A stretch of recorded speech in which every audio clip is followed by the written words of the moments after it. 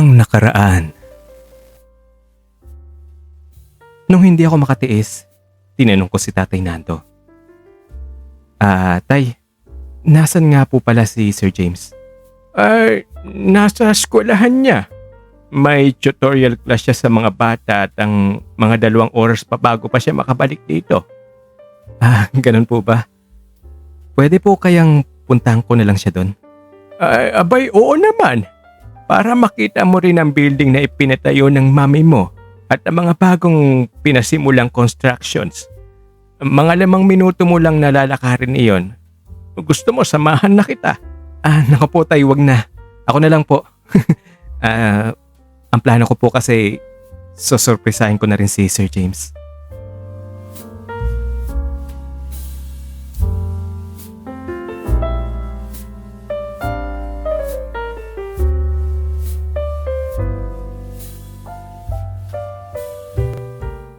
Ang pagpapatuloy. Halos eksaktong 5 minuto at narating ko din ang lugar. May kalakihan ng campus at patuloy pang ginagawa ang bagong buildings para sa additional classrooms. Diniretso ko ang isang fully furnished na silid-aralan na kung saan ay may narinig ako mga batang nagbabasa ng sabayan. Nung natumpo ko iyon, binuksan ko ng bahagi ang pinto at nakita ang may halos 40 mga batang lalaki at babaeng ang edad ay nasa 8 hanggang 9. Nag-o-oral reading exercise. Nung napansin nila na may sumilip ay nahinto ang iba at ibinaling ang mga mata sa akin. Marahil ay napansin ng guro na na-distract ang mga bata at naisip na may bisita. Say good afternoon to our visitor, Mr. Carl Miller. Ang narinig kong boses sa may harapan ng klase. Si Sir James yun na. Ang sigaw naman ng utak ko na hindi magkamayaw sa nararamdaman ng mga oras na yon. Tumayo naman ang mga bata. Ibinaling ang mga mukha nila sa akin. Good afternoon, Sir Miller. Ang sabayang pagbati nila sa akin habang nananatili akong nakatayo sa labas ng silid. Hawak-hawak pa ang bahagyang nakabukas na pinto. Good afternoon too. Ang sagot ko naman at umaksyon na akong paupuin sila. If you want, Mr. Miller, you can come inside and observe. Ang mungkahi ng guro. Ramdam ko ang mabilis na pagkabog ng dibdib sa narinig na boses. Nagkatubili, pero pumasok na rin ako. Umupo sa isang bakanting silya sa pinakadulo ng classroom. Napangiti ako nung makita sa harap ng klase mismo si Sir James. Ragged na ragged ang dating sa body fit na t-shirt at faded na maong nasuot. Nginitian niya ako. Kinindatan. Lumundag ang puso ko sa sobrang tuwa sa di mailarawan na saya. Ganun pa rin siya. Nandun pa rin yung aking ganyang ngiti niya. Ang style ng buhok, ang mga matang tila na hikipag-usap, ang makakapal na kilay. Ibang klase ka talaga. Ang sambit ng utak ko. By the way, class, Mr. Miller is the son of Mrs. Daisy Miller, the donor of this school and who gave you the books and writing materials. So, say thank you to Mr. Carl Miller. Buong sigla namang nagpasalamat sa akin ng buong klase. Napangiti na lang ako sa pagpapakilala sa akin ni Sir James sa klase. Kumaway naman ako. Alam ko ang ibang mga bata ay kilala na ako. Pero may iba ring sobrang curious na baling ng mga ulo nila sa akin.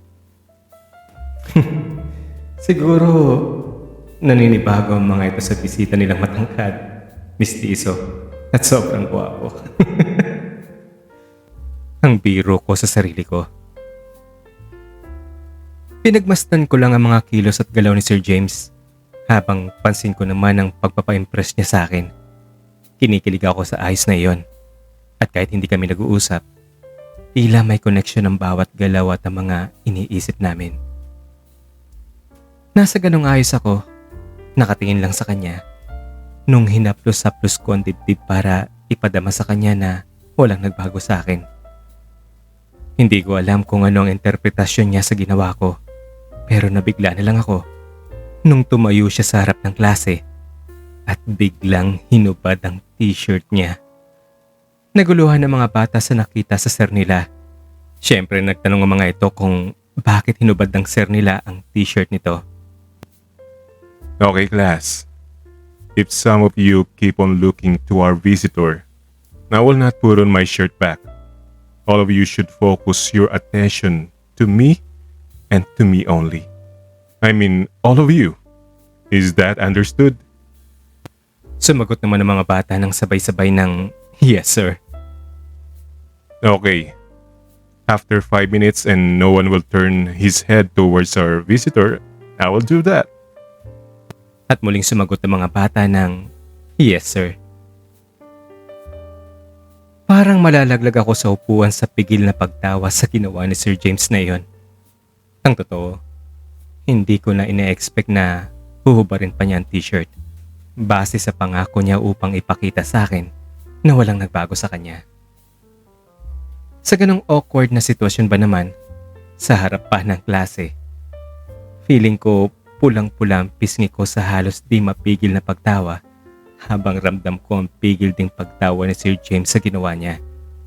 Kung nagkataong college siyang hinahawakan niya mga estudyante, marahil ay nag-wild na ang mga iyon, naghiyawan, nagsipulan at nagpalakpakan pa sa tuwa.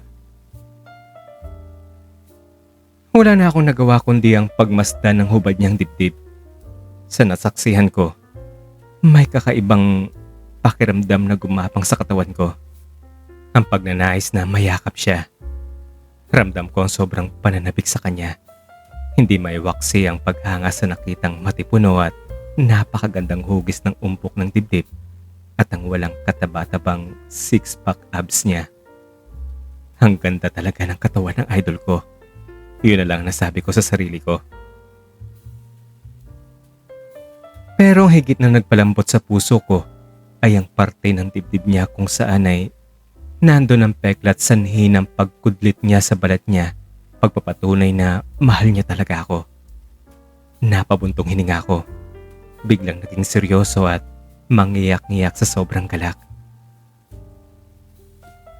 At dahil nakahubad na ang pang-itaas niyang damit, nag-enjoy na lang akong pagmasdan si Sir James habang nagtuturo siya. Sa forma niyang naka-faded jeans, nakausli ng konti ang puting garter ng suot na underwear at walang sinturong suot. Para siyang isang modelo ng sikat na pantalon. Morenong-moreno ang balat at napakakinis nito. At kung pagmamasdan ng waist area niya, lapat na lapat ang bewang niya sa mismong waistline ng pantalon dahil sa walang kataba-taba nito. Pansin din ang bilog ng umbok ng puwet kapag nakatalikod siya at kapag nakaharap, ang mga animoy pandesal sa abs area niya at upper part ng oblique muscles. Hayop ang apil at forma, matipuno, matangkad, maganda ang tindig at proportioned ang lahat ng parte ng katawan. Kumbaga, hunk na hunk. At ang iba pang flash factor sa kanya, maliban sa angking kakisigan, ang nakabibighaning ngiti niya. Ang ganda ng ngipin, mamula-mula ang mga labi, at ang mga matay animoy nangungusap. Mga 5 minuto ulit ang nakaraan, isinuot na niya ang t-shirt niya. Okay, class. I'm putting on my t-shirt now. No one should turn his head to our visitor anymore. Is that understood? At muli ay sumagot ng mga bata ng yes sir. Sumunod naman ang mga bata. Hindi na nila ako tingnan pa.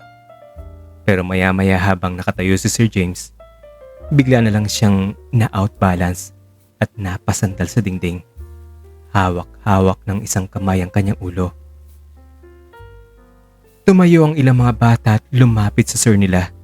Ako man ay biglang napatayo din.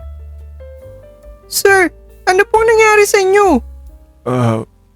Wala ito. Medyo nahilo lang ako. Wala din to. Siguro mas maganda bumalik na lang kayo sa upuan niyo. Ang sagot lang ni Sir James at tinungo nito ang silya na Nasa harap niya lang at umupo dito. Pansin ko rin ang pumumutla niya. Mga ilang minuto din ang lumipas at naging okay ulit ang pakiramdam niya at bumalik na naman ang sigla. Hindi ko na binigyan pa ng malaking kahulugan ng nasaksihang iyon. Halos 1 oras pa ulit akong naghintay. Tuwang-tuwa sa pagmamasid sa kanya na para bang nanunukso pa. Hanggang sa natapos din ang klase. At nung kaming dalawa na lang ang naiwan sa silid, naupo siya sa teacher's table sa may harapan at lumapit ako. Naupo sa upuang nasa harap ng mesa niya. Hi. Hi. Nagkakahiyaan pa kami. Hindi ko alam kung anong susunod na sasabihin. Para akong nalusaw sa mga titig niya. Hindi may paliwanag ang naramdaman. Palakas naman ang palakas ang kabog ng dibdib at tumitinti ang sobrang pagnanais. Dali-dali akong pumunta ng pintuan para ilaki yon. Sa pagkakalang lalabas na ako, sumunod sa akin si Sir James. Hey, saan ka naman pupunta? Hindi na ako sumagot sa pagmamadali. Umikot ako kagad pabalik sa lamesa niya. Pero nasa may likuran ko na pala siya. Nakataas sa gilid ang mga kamay na akmang harang. Naging mabilis sa mga pangyayari at namalayan ko na lang na niyakap niya ako na mahigpit at isinandal sa dingding. Mga 4:00 na ng hapon nung mahimasmasa na kami. At nung nakapagbihis na kami, nasumpungan naming namamasyal kami sa may batis. Dinala niya ako sa parte ng ilog na medyo masukal. Makitid ang daan at may mga naglalakihang mga bato. Napakalamig at napakasariwa ng simoy ng hangin. Wala kaming ibang naririnig kundi ang mga tilamsik na mga dumadaloy na tubig. At ang gahiganting dahon sa gilid ng ilog na animoy sumasayaw-sayaw sa bawat paghihip ng hangin. At ang mga awit ng mga ibon. Dito, siguradong tayong dalawa lang ang tao. Ang paniguro niya sa akin habang pumipili siya ng pwesto at naupo sa isang malaking batong nakausli sa gilid lang ng tumadaloy na tubig. Wey, paano ka naman nakakasiguro? Sabay upo sa tabi niya. Inakbay ko ang isang kamay sa kanya. Mahirap tahakin dito. Ang mga naglalaban naman at naliligo sa bantang ibaba pa yun. Walang nagpupunta dito dahil sa mahirap itong akyatin. So, ano ngayon ang plano mo, ha? Wala. Gusto lang kitang makasama, makausap, masarili. O ikaw, bakit? Ayaw mo ba? Siyempre gusto ko yun. Sabik na yata ako sa'yo. As in sobra. Ganon din naman ako sa'yo, Carl. Ang totoo niyan, sabik na din ako sa'yo. Bakit parang hindi naman sa tono ng pananalita mo? May problema ba? Wala. Masayang-masaya nga ako Hindi rin talaga makapaniwalang heto. Na-inlove sa kapwa lalaki. Bakit parang ang lungkot-lungkot ng pagsasalita mo kung masaya ka talaga? Hindi kasi ganun yun. Ang totoo niyan, para akong naawa sa sitwasyon natin. Sa buong buhay ko, ngayon ko lang naranasan ng ganito. Hindi ko maintindihan ng sarili ko. Nalilito talaga ako. Ako ang dapat na aakay sa'yo sa tamang landas, pero heto, inukonsinti na kita. mahal na kasi kita James. James. Payakap nga ako. Palagi mong tantandaan na mahal din kita. Pasensya ka na kung naging balakid ako sa plano mo sa buhay. Alam ko naman na gusto mo talaga magkaroon ng pamilya. Isang normal na buhay. Pero ano bang masaya sa ginagawa natin? Meron ba tayong sinasaktan? Meron ba tayong inaagrabiyadong tao? Wala naman, di ba? At saka, hindi natin sinadya ito, James. Okay? Hindi natin to sinadya. Hindi lang kasi yun, Carl. Mas masaya sana kung kahit saang lugar, pwede tayong ganito. Nag-aakbayan, naghahawak kamay, o nagyayakapan. Yun bang pwede nating ipangalandakan sa buong mundo na nagmamahalan tayo? Pero heto, tingnan mo. Nagtatago tayo. Hindi mo ba nagtatanong sa sarili mo na hanggang kailan tayo magtatago? Hanggang kailan tayo magiging ganito?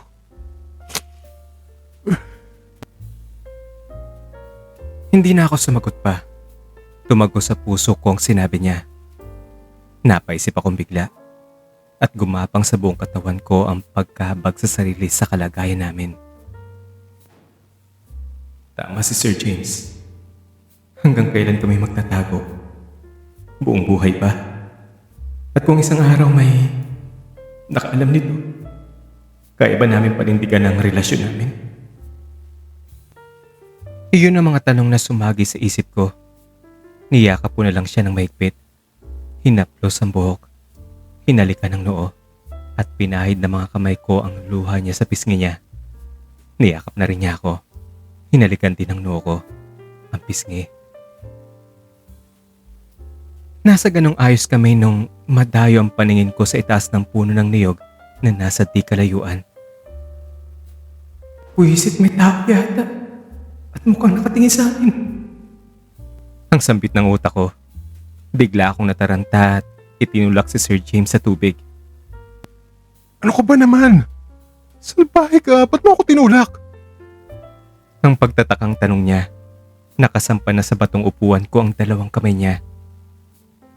Dumapa ako at inilapit ang mukha sa kanya at bumulong. James, may tao! Nasa itaas ng puno ng nyug na nasa may likuran ko sa di kalayuan. Tingnan mo nga kung sino yun. Itinuon na Sir James ang paningin sa direksyon ng punong sinabi ko. Pinagmasdan ito ng maigi. Ano? Nakita mo ba? Sino yun? Ang tanong kong ramdam ang sobrang kaba. Si Anton. Ano bang ginagawa ni Anton dyan sa itaas? Baka kasi... Alam mo na. Nag-harvest ng tuba. Wala yan, huwag ka mag-alala. Akong bahala dyan. Ano, nakatingin pa ba siya sa atin? Hindi na. Pababa na ng puno. At uuwi na yan, sigurado ako. Sigurado ako nakita niya tayo. Malamang. Pero huwag ka nga mag-alala. Mabait yang si Anton. At kung nakita man niya tayong may ginagawa, hindi niya ipagsasabi yun. Ang pag-i-explain niya. Nakakit na muli siya sa batong inupuan namin. Basang-basa ang suot niyang damit. Ano? Ganun lang yun? Hindi ka ba natatakot? Eh bakit ako matatakot? Isa pa. Eh kung nakita man tayo ano ngayon? Wala na tayong magagawa pa, di ba? Tapos na yun. Kaya cool ka lang dyan. Nung makalapit na siya sa akin, bigla naman niyang hinablot ang kamay ko at itinulak sa tubig. Nalaglag ako. Naku ba naman, James? Loko-loko ka talaga. At tumalo na rin siya at lumangoy palayo. Nagabulan kami sa tubig hanggang sa mapagod kami. Tumayo sa parte ng ilog na ang lalim ay hanggang leeg lang. Niyakap niya ako. Pero sa kabila ng kasiyahang iyon, nagpupumilit pa ring sumiksik sa utak ko ang pagpasok ni Anton sa eksena. Kinabahan ako na baka ipagsabi niya ang nasaksihan at malaman ng buong pamilyang ginagawa namin ni Sir James. 16 na taon lang si Anton nung una ko siyang nakilala at makasama. 3 taon nang nakalipas. 18 taon lang din ako noon. Iyon yung estudyante pa lang ako ni Sir James at ipinadala sa pamilya ni na Tatay Nando para sa immersion requirements ko. Pangalawang anak si Anton ni na Tatay Nando at Nanay Nursing at siya ang panganay na lalaki sa pamilya. At kahit 18 years old lang ito, 5'8" na ang taas nito. Pilog ang katawan at malalaki ang mga muscles dahil sa nasasabak na sa mabibigat na trabahong bukid kagaya ng pag-akit ng puno at paghahakot ng nyog, pagbubungkal ng lupa at pag-aararo. May itsura din si Anton. Matangos ang ilong, maganda ang mga mata, makapalang kilay, at ang pinaka-attractive sa lahat ng parte ng mukha niya ay ang kanyang dimples at pantay na mapuputing mga ngipin. Kumbaga, ang mga ito ang pamatay niya. At kapag gumiti, hindi pwedeng hindi ka mabibigani. Yun nga lang, dahil sa klase ng trabaho, sunog ang balat niya. Puno ng rashes. At ang mga sinusot na damit ay kuskusin. Pero kung pagsusuotin lang siya ng kagaya ng mga isinusot ng mga mayayaman at artista at magpa-makeover pa, di hamak na mag-stand out siya sa kanila. Dahil sa halos kaedad ko lang siya ang naging close ko sa 2 buwan kong pag-i-immerse. Sa lahat ng hirap kong na-experience, nandyan palagi si Anton sa tabi ko. Nagbibigay ng suporta, nagtuturo, nag-encourage, nagpapaalalang kaya kong gawin ng kung ano man ang kaya din niya. Sa kanya ko natutunan kung paano humawak ng itak, ng daghari, ng palakol, kung paano umakyat ng puno ng niyog o sumakay sa likod ng kalabaw, mag-araro o magtanim ng mais, kung paano mag-harvest ng niyog o ng coconut wine o manghuli ng mga matataba na isda. At ang hindi ko malilimutang mga nakatatawang karanasan sa kanya ay una, ay yung nakagat ako ng ahas. Bigla na lang akong nalumunon, halos malugmok sa takot. Dali-dali siyang sumaklolo at agad na initak ang ahas. Hinubad na rin niya ang t-shirt. Ginawang tourniquet ito sa itaas ng parte ng binti kong nakagat. Tapos ikinudlit ang daladalang itak sa nakagat na parte at sinipsip ng sinipsip ang dugo nito. Sa nakitang pagkataranta at ginawang paglapat ng ganong first aid ni Anton sa akin, naisip ko kagad na makamandag ang ahas na kumagat. Kaya't nataranta na rin ako at halos nervyusin na. Halos mawalan na ako ng ulirat sa kakaisip na baka iyon na ang huli ko o yun na maging sanhi ng kamatayan ko. Pumasok na sa isipan ko ang mami at si Sir James na baka hindi ko na sila makita pang muli. Pero nung dumating na si Tatay Nando at tingnan yung ahas, napag-alaman naming hindi naman pala makamandag ang klase na kumagat sa akin. Pakiramdam ko bigla din ako lumakas. Tingnan ako ni Anton na ang mukha'y namumutla, ngiting-ngiti sa magkahalong hiya at nerbiyos. Anton, alam mo ba na hindi naman pala makamandag ang ahas na yun? Oo Carl, alam ko. Why bakit kinudlitan mo pa rin ang binti ko at sinipsipan dugo? Ha? Ano? Nataranta na rin kasi ako eh. Langya ka talaga. Kaya siguro ko halos mawala ng uliratay dahil sa kakasipsip mo ng lahat ng tugo ko. Sa pagsipsip mo ako yata mga matay eh. Hindi sa kagat ng ahas.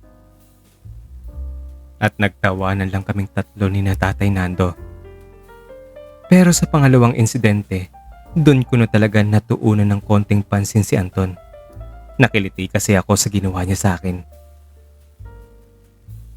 Naliligo kami noon sa ilog. Marunong naman ako lumangoy pero dahil sa naging kabiruan ko na siya at kapatid na rin ang turing ko, niloko ko siya. Nung nasa malalim na bahagi na ako ng ilog, sumigaw ako.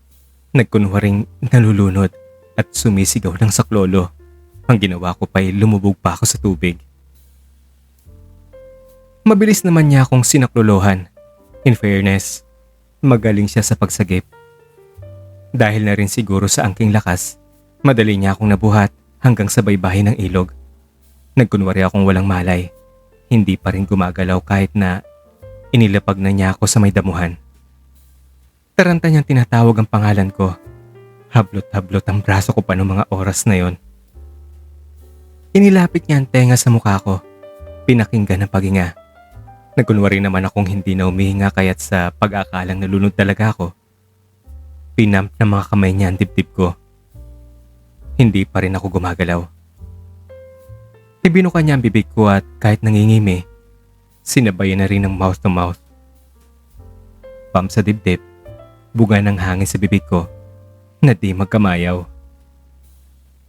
Halos hindi ko na napigil ang sarili na bumigay ng tawa sa napansing magkahalong takot at pagkalito ni Anton. Sa totoo lang, may dulot na kiliti din sa akin ang ginawa niya ngayon. Nung nanumbalik ulit ang katinoan ng utak ko, itinulak ko siyang bigla sabay tayo. Pinagbastan siyang napatihaya sa harap ko. Nagkunwaring seryoso ang mukha. Matigas ang binitawang titig sa kanya. Sa pagkabigla at di maintindiang inasta sa biglang pagkalas ko sa kanya, animoy napako siya sa kinalalagay niya. Nanatiling nakatihaya lang. Ang dalawang kamay ay nakatukod sa lupa. Binitawan ng ngiting pilit.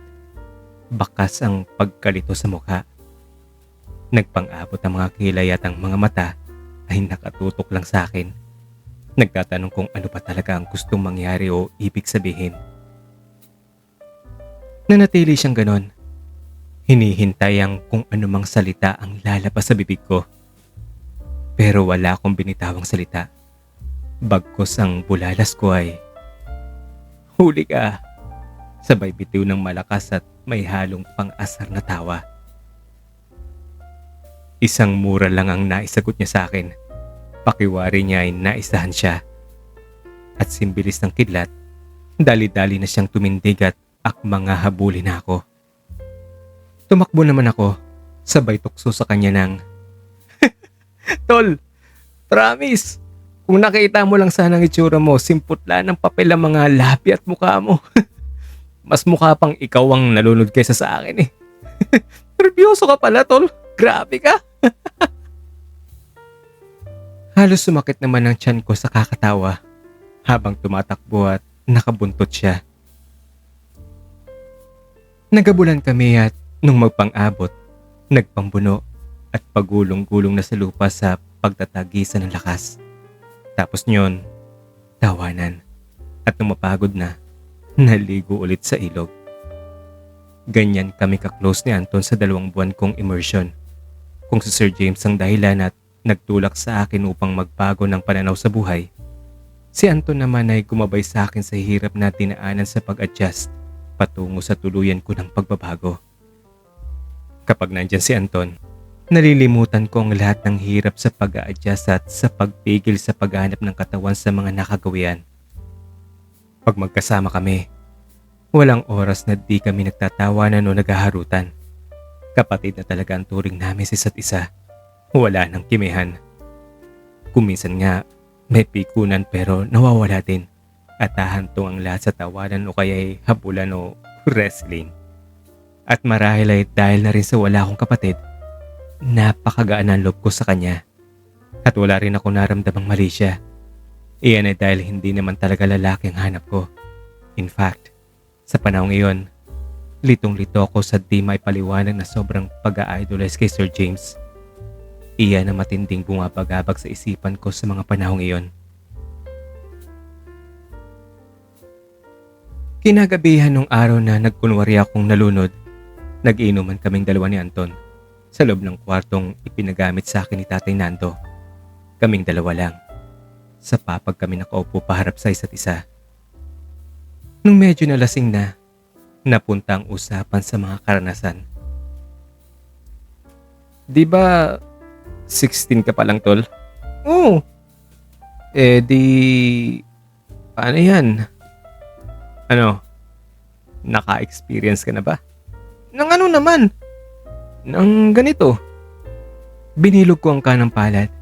Ipinasok sa bilog ang hintuturo sa kaliwang kamay at isinot iyon doon. Uy, ang bastos mo ah. "Anong bastos doon, tol? Ano ka ba, pareho tayong lalaki dito? Kanino mo ba isi-share ang ganyan topic kundi sa kapwa lalaki, diba? O ano, wala ka pa bang experience? Ano, sabi mo sa akin." Hindi pa nga ako nakakapanood ng ganyang mga palabas eh. Ni picture nga, hindi pa ako nakakita ng ganyan eh. Alam mo namang walang TV dito sa amin. Wala rin kaming CD player. Ang libangan lang dito, radyo lang talaga.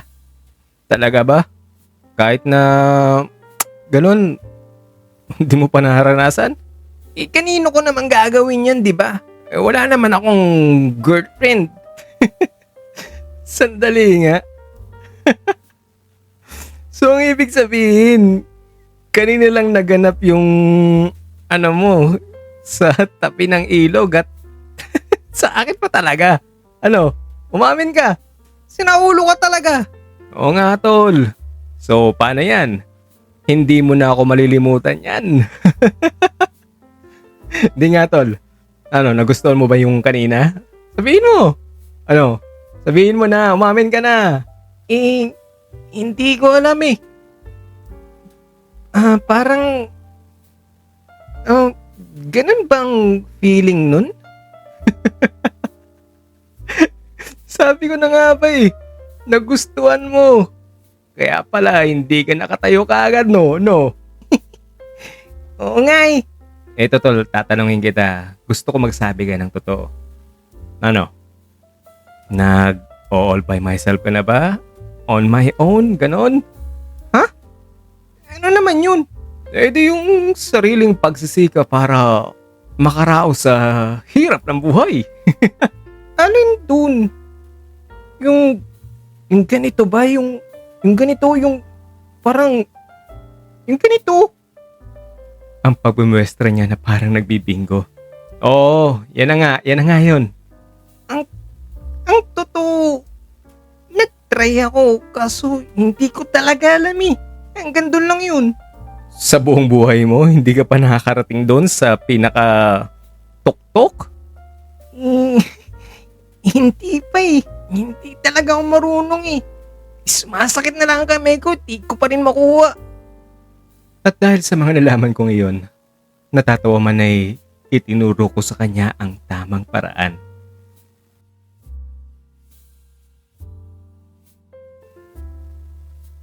Kinabukasan, parang walang nangyari. Walang nagbago. Simula nun, ramdam kong may ginagawa na si Anton sa sarili dahil may mga araw na hinihiram niya ang magasin ko. At may mga pagkakataon ding kusa na lang itong nawawala sa kinalagyan at bigla ring susulpot. Kung minsan din, nagpaparamdam sa akin si Anton na gawin naming muli ng sabay ang bagay na iyon, pero hindi ko na pinatulan pa iyon. Hindi na iyon nasundan pa. Iyan ang experience ko kay Anton sa 2 buwan kong immersion sa pamilya niya. 3 taon na nakalipas. At nung bumalik ulit ako doon para kay Sir James, 21 na ako at 19 na rin siya. Si Sir James ay 26 naman. Kaya gano'n na lang ang pangamba ko na baka nakita niya kami ni Sir James na may ginagawa sa may patis. Dahil sa nangyari sa amin, baka masabi niya sa akin na nangakala niya babae ang type ko. Pero may sumisiksik din konting sundot sa utak kong hindi maiwasang magtanong na, kumusta na kaya siya? May experience na kaya siya sa mga ganang bagay? At kapag binabalikan ko sa isip ang mga nangyaring iyon sa amin, lalo na't sa akin niya unang naranasan ng mga bagay na yon, parang may kiliti na rin akong naramdamang hindi ko maintindihan.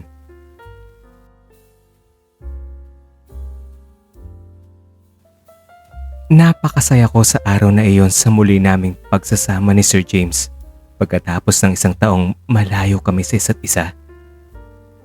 Pagkatapos namin magtampisaw sa batis, umuwi na kami ng bahay at kinagabihan sa dating kwarto ulit kaming 2 natulog. Sa kwarto kung saan namin pinagtibay ang naramdaman namin para sa isa't isa. Sa kwarto na kung saan nagkudlit kami ng balat. Nagpatak ng dugo tanda ng aming wagas na pagmamahalan. At doon, muli naming tinamasa ang bugso ng aming damdamin. Pero tila may napansin akong kakaibang lungkot at pag-aalala sa mukha ni Sir James. Hindi man niya ipinapahalata ito, dama ko na may malaking bagay na bumabaghabag sa isipan niya. Gusto ko sanang itanong kung ano ito, pero hinayaan ko na lang.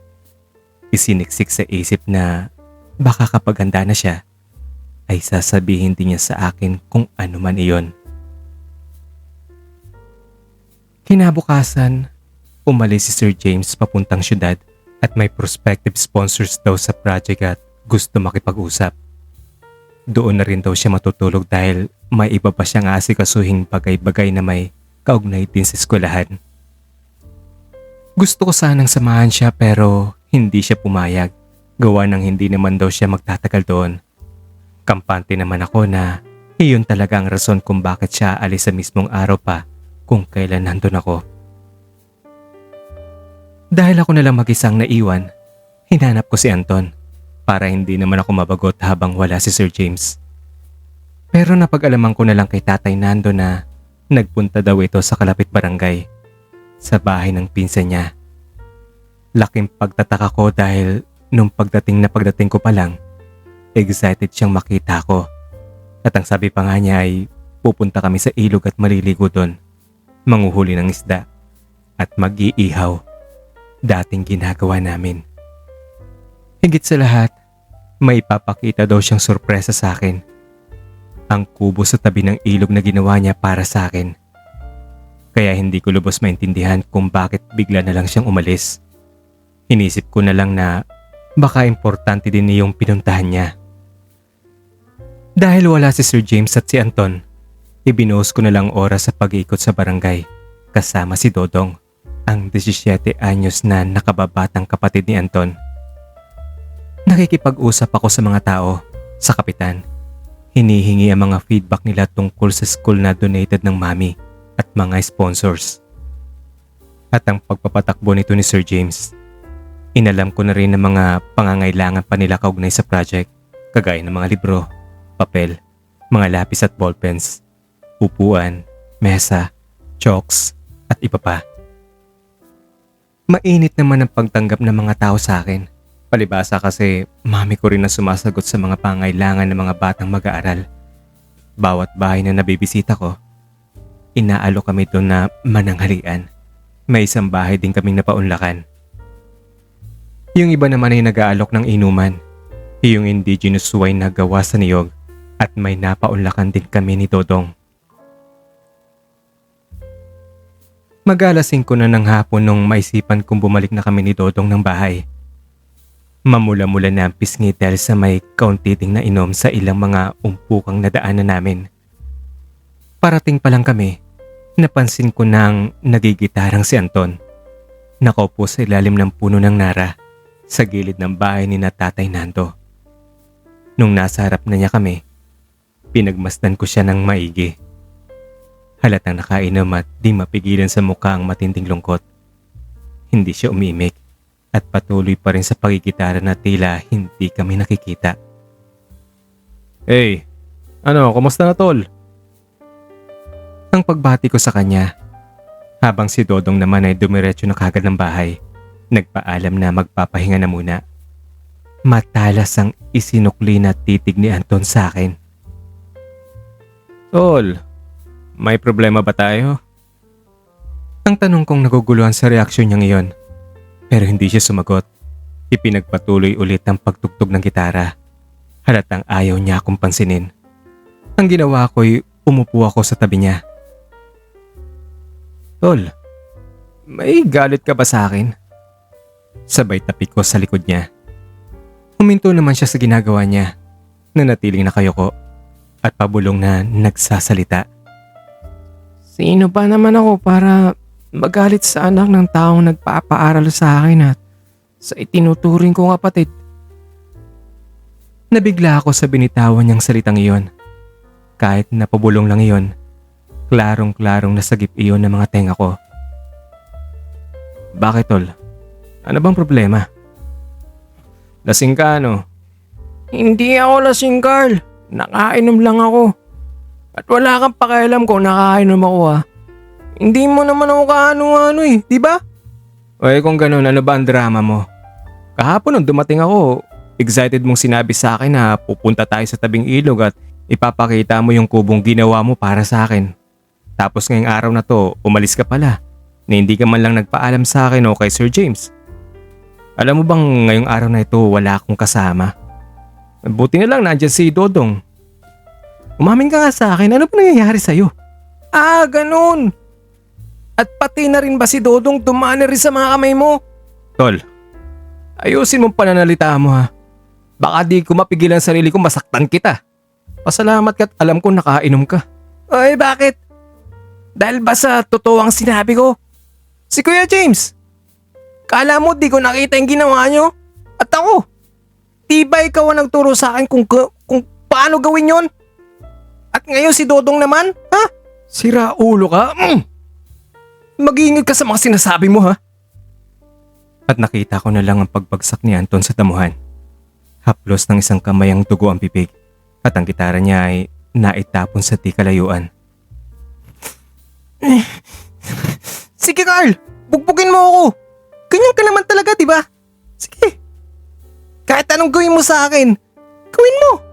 Hindi ako lalaban. Kahit patayin mo pa ako.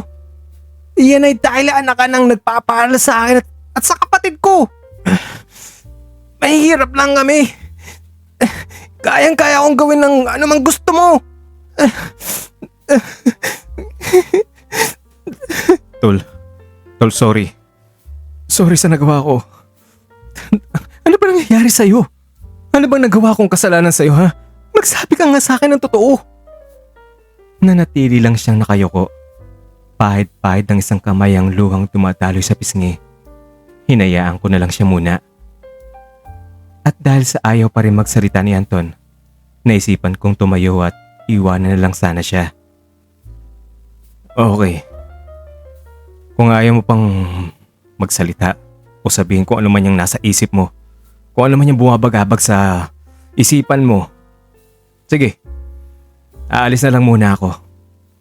Pero kung gusto mong kausapin ako, alam mo kung saan ako pupuntahan.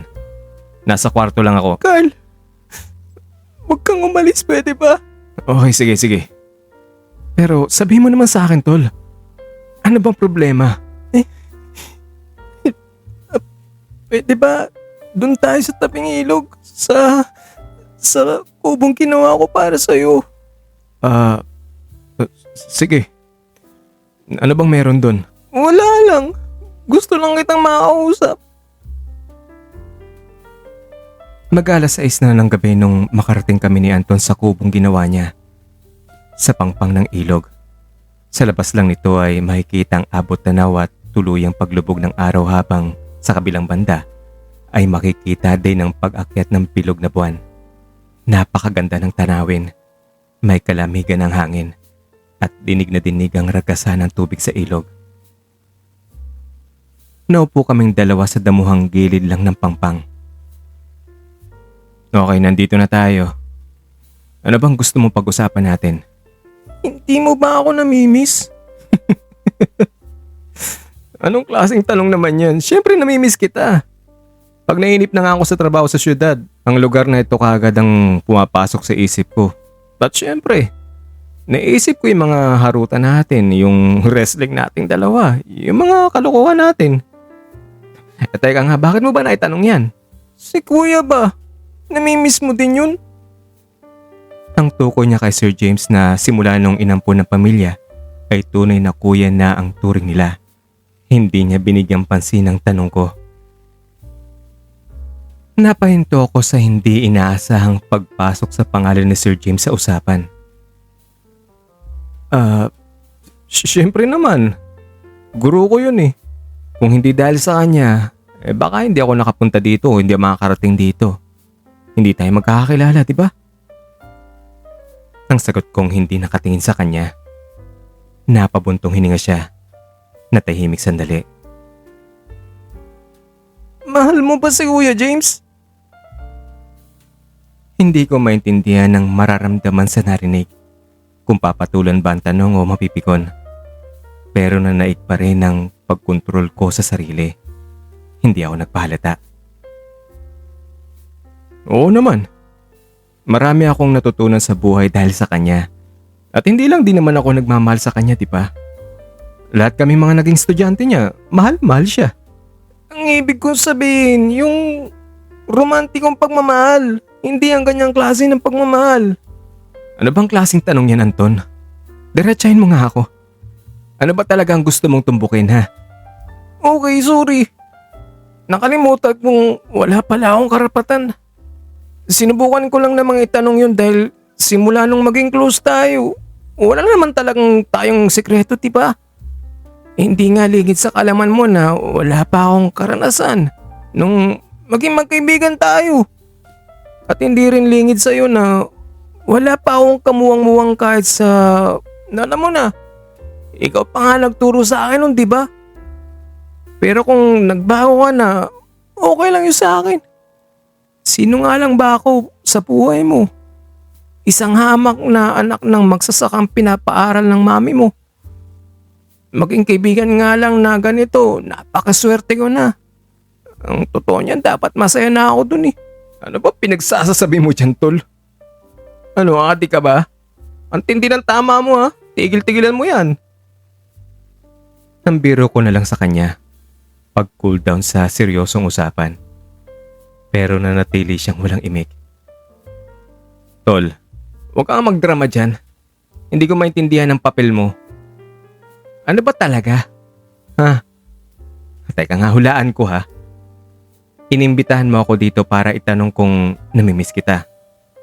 O, teka. Para i-remind sa akin na mami ko ang nagpapaaral sa'yo. Ganun ba, tol? Ha? Tol naman. Hindi mo ba alam na naubusan na ng tropeyo ang FAMAS at lahat ng mga award-giving body sa Pilipinas? Ikaw, sayang ang drama mo ha? Hindi pa rin siya umimik. Nakayuko lang. Ang mga tuhod ay nakatukod sa baba. Ang porma ay animoy isang fetus na nasa sinapupunan pa ng isang ina. Nilalaro ng isang kamay ang buhangin at tila wala sa isip ang ginagawa at ang mukha ay sobrang seryoso. Dahil sa di siya umiimik, tumayo ako para maghanap na lang ng mga tuyong kahoy. Ganito na lang tol, mag-bonfire tayo at mag-ihaw ng mais gaya ng dati nating ginagawa.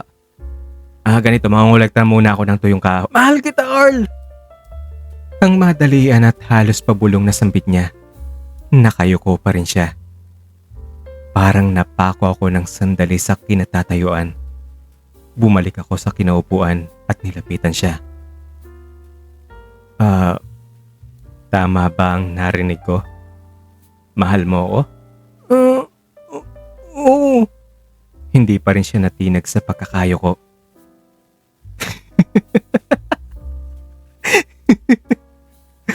Tol, alam ko, nagbibiro ka lang, tol. Sabihin mo, nagbibiro ka lang, di ba? Ano? Di ba? Hindi ako nagbibiro. At ewan ko, Carl. Simula lang ito nung tinuruan mo ako ng mga bagay na yun. At nung umalis ka nung isang taon, palagi ka nang nasa isip ko. Kaya nung makita ulit kita kahapon, sobrang saya ng naramdaman ko. Pero sa totoo lang, sobra din ako nasaktan sa nakita akong ginawa niyo ni Kuya James eh.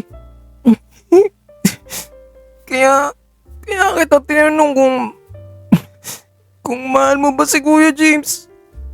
Tol, kung namimiss mo man ang isang tao, hindi ibig sabihin nun, mahal mo na siya. Na may romantic feelings ka na sa kanya.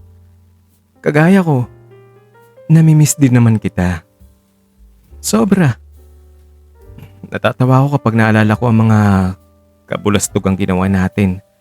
Ang mga harutan, pagbubunuan ng lakas, mga paunahan sa alanguyan o paramihan ng mga naakyat na puno ng nyug.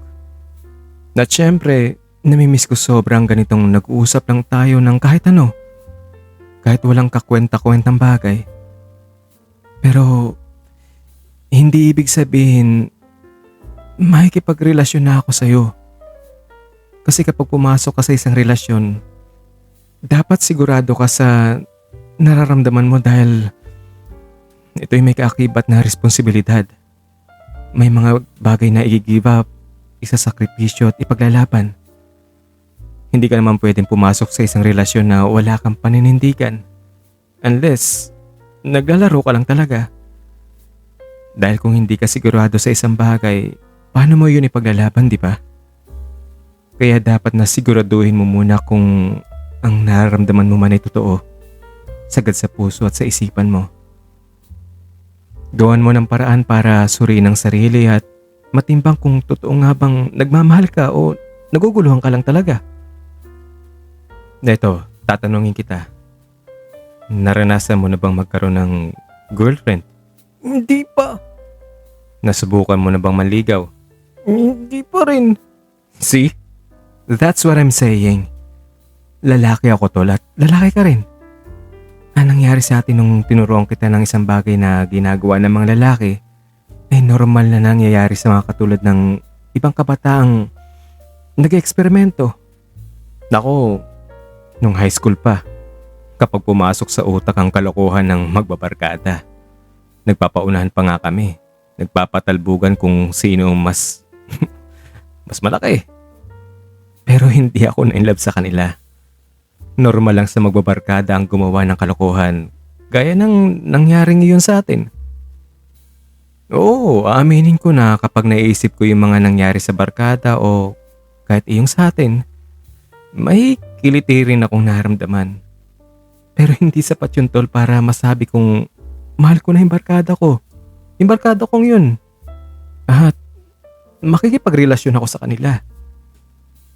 Ang pagmamahal tol ay mas malalim pa kesa sa pisikal na pangangailangan.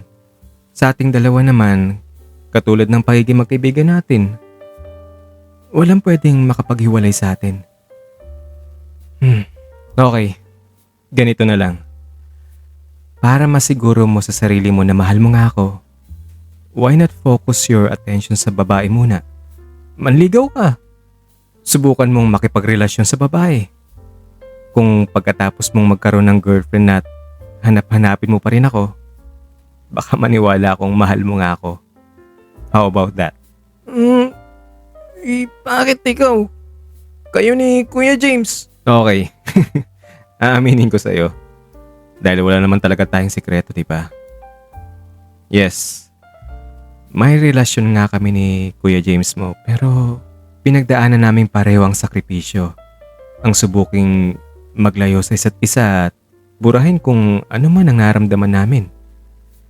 Bago dumating si Sir James sa buhay ko, iba't ibang klaseng babae ang nakasama ko, ang nakarelasyon ko. Akala ko nga, tuloy-tuloy na yon. Pero nung dumating si Sir James sa buhay ko, hindi ako makapaniwalang mangyayari ang ganito sa akin.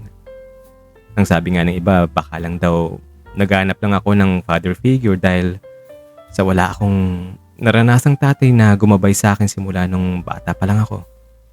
Pero ewan ko ba, hindi na maalis sa isipan ko si Sir James kaya ayun, napag-desisyon na namin pumasok sa isang relasyon.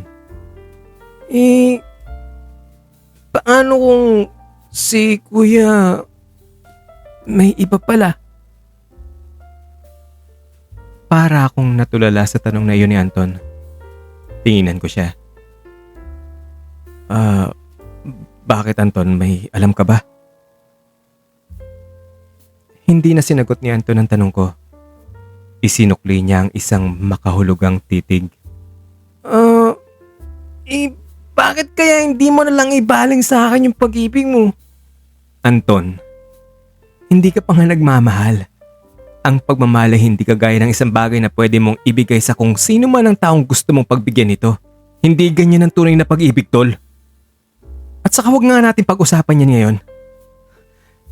Ang sabihin mo sa akin ang totoo. May iba na bang mahal si Sir James? Itutuloy, abangan ng finale episode.